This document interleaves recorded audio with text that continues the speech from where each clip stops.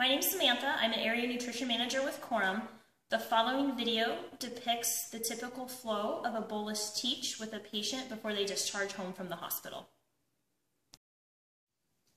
Hi, Mrs. Smith. My name is Samantha. I'm a dietitian with Quorum Specialty Infusion. Oh, hi, nice to meet you. Nice to meet you. I'm here to talk with you about how to take care of your feeding tube once you go home and your regimen and all your formula and supplies. Oh, good, yes. I'll need help understanding that once I go home. Well, good. That's what I'm here for. My job is to make sure that you feel comfortable knowing how to take care of your feeding tube site, how to flush the water through your tube, your regimen you're going to be doing at home, and then any information that you need once you're there in the future.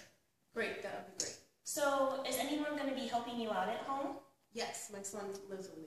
Now, does he need to be here for the teaching? Is there a better time that I should come back?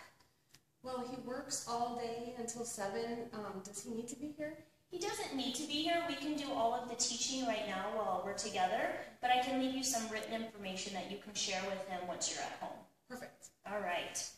So the first thing I have for you is what we call our Enteral welcome packet.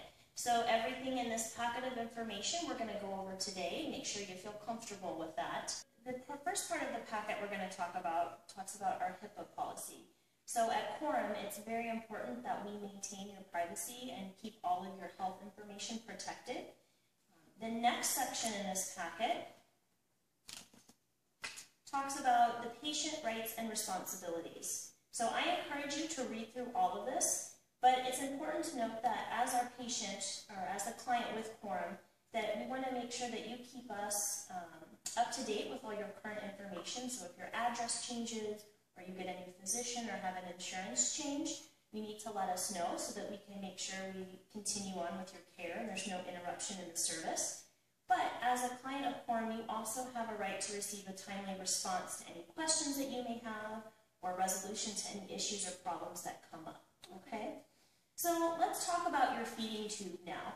Have you been practicing using your tube or done anything with your tube while you're here? No, I actually haven't even seen it. Okay, and that's not uncommon because a lot of times the nurses are doing most of your care. Would you mind if we actually took a look at your feeding tube while I'm here? No, that would be great. Because we want to make sure that we know exactly what kind of feeding tube you have. That way, if you have any problems or questions at home, we can help you out and get you the right information that you need. So it looks like with your feeding tube, you have what's called a balloon gastrostomy tube.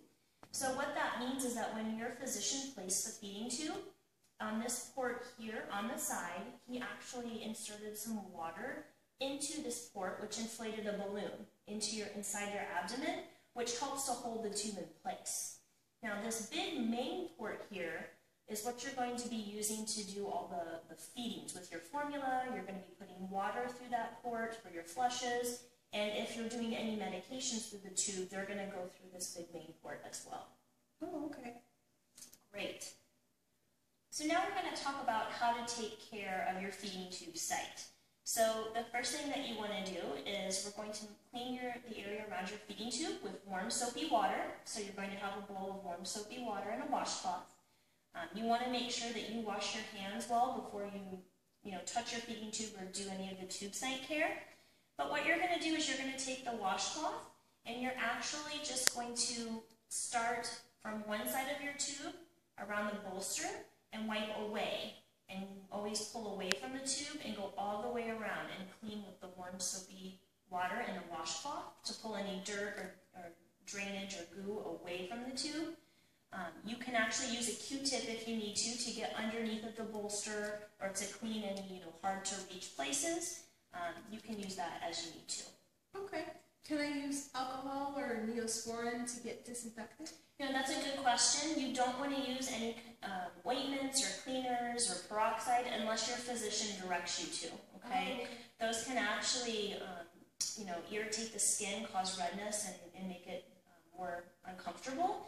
But if you have some, crusties or goo or drainage that's really hard to clean with the warm soapy water, you can take hydrogen peroxide and dilute it with water, so it's a 50-50 mixture, and then use that as needed to clean certain areas around your feeding tube.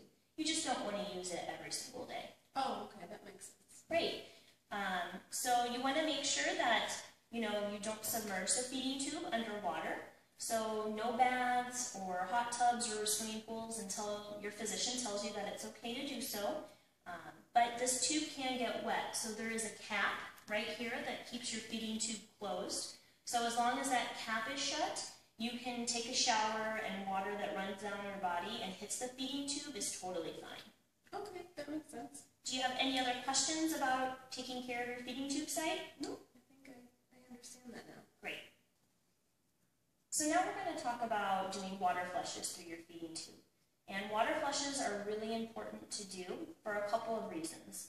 The first reason is that the water that you're going to be flushing through your tube is going to help keep you hydrated. So there is some water in the formula that you're going to be using, but there's also the additional water is going to make sure that we're meeting all of your needs. The second reason that you want to do the water flushes is that we want to make sure the inside of your feeding tube stays clean and open so that it does not clog. So you want to think about really flushing your feeding tube anytime before you put anything in it. So you always want to flush the tube with water before you put formula or medication through there. And then you want to flush the tube after you put water or after you put formula or medication through there. So think of it like a water sandwich. Water, formula, water, water, medication, water. Oh, that's a good way to remember that. Yeah, so just think about it that way. So you do all the water flushes. What you want to do when you go home is you want to fill a bowl or a cup with lukewarm water. And can you hand me that cup there? So we're going to pretend this is your cup at home. We're going to fill it with lukewarm water. You want to avoid using any water that's too hot or too cold because that could be uncomfortable once it's going into your stomach. What type of water? So that's a good question. Any water that's safe to drink is safe to put through your feeding tube. So whatever you would normally drink at home, if that was bottled water or tap water, that's fine to use for your feeding tube. Oh. Okay, so I'm going to have you hold this cup. So you're going to have your cup filled with lukewarm water. You're going to take the syringe. You're going to place the tip of the syringe into the bowl or the cup. And then you're going to use the plunger piece here to actually draw water up into the syringe, just like so. Okay. And then what you're going to do is you want to make sure that before we open your tube here, that you pinch or kind of bend the tubing like so that it cinches it off, because we don't want any of the stomach contents coming back up through the tube. So you're going to open your tube now. I'll have you practice this so you get used to how that feels. Then you're going to take this syringe and connect it into the feeding tube. And I want you to push on that and kind of feel how that connects in there. Can you feel how it kind of fits in there? Mm-hmm. And then you're going to use this plunger piece here to actually push the water down into the tube and into your stomach. So make sure you unkink there. Perfect. Then once you're done, you're going to kind of fold or kink your tube again. Pull that out, and then close your tube.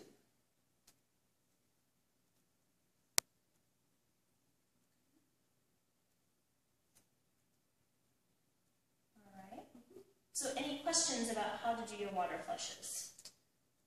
About how many times a day do I have to do that? So that's a really good question. So you need an additional 16 ounces of water through your tube each day. So the syringe that you're going to be using is 2 ounces, okay? So that means that you need 8 syringefuls of water each day. So the easy way to do that, or there's a couple ways you can do it, is when you're going to be doing 4 feedings a day, so you can do 1 syringe full of water before a feeding and 1 syringe full of water after a feeding.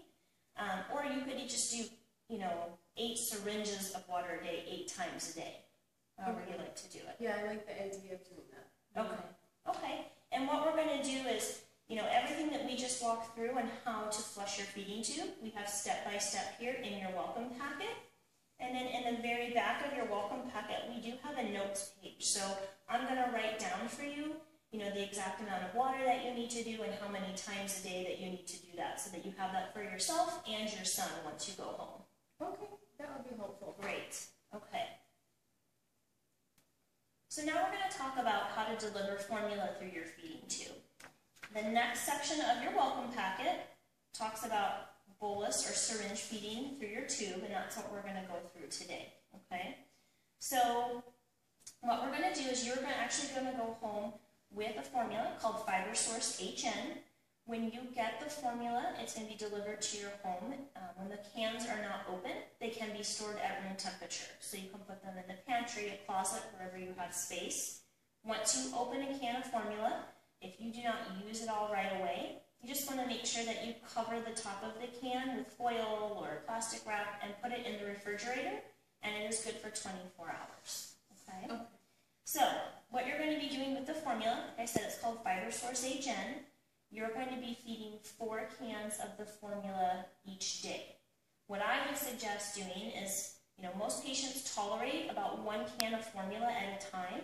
So I would suggest spreading out your feeding so that you're doing 1 can at breakfast, 1 can at lunch, 1 can at dinner, and 1 as a snack.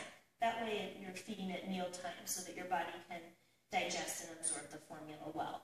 Okay. Does it need to be the same time every day? That's a good question. It doesn't have to be the exact same time every day, but you want to try and space out your feedings so that they're as evenly dispensed throughout the day as possible. So not the exact same time, but just evenly throughout the day. Okay? So we're going to use that same syringe that you use for the water flushing, you're going to use to feed formula through your feeding tube. There are 2 ways that you can use this syringe for feeding. The first way is just how you did the water flush. We can put this syringe into a bowl or cup where the formula is at and use this plunger piece to draw formula up through the syringe, and then you can connect it to your feeding tube just like you did with the water flush, and then you're going to use this plunger to just slowly push the formula into the tube. Okay? So this is one way that you can do the feedings. The second way that you could do the formula through the tube as well is you could actually pull out this plunger piece of the syringe, and you could just use the syringe as a funnel. So you could connect it to your tube and then actually pour formula into the syringe, and if you raise the syringe up, it's going to have the formula come down faster. If you lower the syringe, it's going to have the formula come down slower through the syringe that way.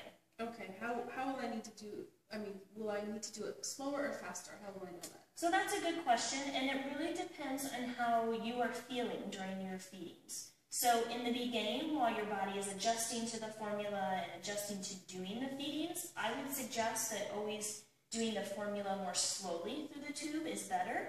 But as you're doing the feedings, your body's getting used to the formula, you can have the formula go through the tube a little bit faster. So it's really up to you and whatever is comfortable for you. We just want to make sure that you don't have any uncomfortable side effects from feeding the formula too quickly, like nausea or bloating or diarrhea. So the slower you do the feedings in the beginning, the more likely you are to tolerate the formula without any side effects. Got it. So the slower so I don't feel sick. Exactly. So ideally what you want to do as well is the cans of formula are in 8-ounce cans, okay? The syringes that you're going to use are 2 ounces each. So it's going to take 4 syringefuls to feed 1 can of formula, okay? So 4 syringefuls for 1 can of formula. If you are feeding the formula with the syringe, you want to make sure that you push 1 syringeful of formula in at whatever speed is comfortable for you. Then you want to wait about 5 minutes before you do the next syringeful of formula, okay? You want to take, for 1 can of formula, it should take about 20 minutes to feed that entire can. If you feed the can of formula too quickly, you might have some of those uncomfortable side effects that we just talked about. So it should take about 20 minutes to feed the entire can of formula. So just remember, do 1 syringeful of formula through the tube, wait 5 minutes before you do the next syringeful. Okay? So you're going to use this syringe for the entire day for all of your feedings. So what you will do is after you're done with each feeding, you want to pull the plunger out of the syringe. You want to rinse both of these very well with warm water to make sure we rinse any formula off. And then you're going to leave them sit and air dry in a bowl or a cup until you're ready to use for your next feeding. When you're finished with your last feeding of the day, you can actually throw away or discard this entire syringe, and then the next day you're going to open up a new one to use. Oh, Okay? Now, what happens if my tube gets clogged? The nurse said that happens a lot with tube feedings. So that's a good question. You know, your feeding tube can get clogged. The best way to prevent a tube from getting clogged is by making sure that you are doing your water flushes that we talked about on a regular basis. So if you're doing the water flushes before and after formula and before and after medication, that's the easiest way to make sure that your tube doesn't get clogged. However, if you think your tube may be clogged, because it can happen, we do have a section in our packet here that talks about troubleshooting at home. So things that can happen, and then we have a section here about clogged feeding tubes. But what you would do is you're going to take your syringe, the same one you use for your water flushes and your formula, and you're going to fill it about halfway full of just some warm water, okay? You're then going to connect that to your tube, just like you would do for a water flush or a feeding. But instead of actually pushing the water in, you're going to take the plunger piece here and you're going to push, pull, push, pull. So you're trying to create some friction inside your feeding tube to help break up a potential clog that might be there, okay? Okay. So once you think that you might have that clog broken up enough that it can be passed through your tube, you want to take this plunger piece and you want to push that water through your feeding tube to flush the clog out. Okay. Now, if you actually can see the clog on the outside part of the tubing, because you might see that, you can actually use your fingers to massage the tubing and try and break up the clog that way. If you can't break up the clog on your own, you might need to call your physician or your home health agency or our 24-hour number, and we can help you out. Okay, so what about soda or Coke? The nurse said that helped. So, you know, there's not really any research that shows that using cola or juices or anything other than water is actually more effective at breaking up a clog in your feeding tube. It actually has shown that it can damage or degrade the tube over time because of the acidity. So really the best practice is to make sure that we're preventing the clogs from happening by doing regular routine water flushes like we talked about, with before and after formula and before and after medications. Oh, okay. So how does medication work? How do I put that through my tube? So that's a good question. So before you leave the hospital, your nurse is actually going to come in and go over all of your medications that you're going to be going home with. So she'll review with you, what medications go through the tube or which ones don't. So she'll teach you how to do that. Just remember that before you do any medication through your tube, you want to do water before the medication and water after the medication. Okay. Okay, so how do I get my formula each month or week? Does my son have to pick it up from somewhere? No, that's a good question. So what we are going to do is we deliver what's called an initial dose, or like a week's supply of formula and supplies, either directly to you here at the hospital, or we can have it delivered to your home, whichever is best for you. We have on file for you your address as being 1234 Main Street. Is that the correct address for delivery? Yes. And then we have two phone numbers on file for you. We have a 555-1234 and 555-1267. Are both of those phone numbers correct? The first one is the best number, but you can also call my son at 555-1256. Okay, I will make a note of that. It's important for a quorum to have the correct phone numbers on file for you, because what happens is each month, you're going to get your initial delivery either here to the home or to the hospital, and then the rest of your month of formula and supplies get shipped directly to your home. When you have about 5 to 7 days left of formula and supplies, you will actually get a phone call from Quorum. Now, it is an automated phone call, and it may show up on your caller ID as an 800 number, or you might think it's a telemarketer, but it actually is our automated system calling you for a refill. So when you answer that phone call, you're going to hear a recording that says, "This is Quorum calling in regards to your refill order. Please press 2 to talk to a customer service agent." And when you press 2, you're actually going to get a live person.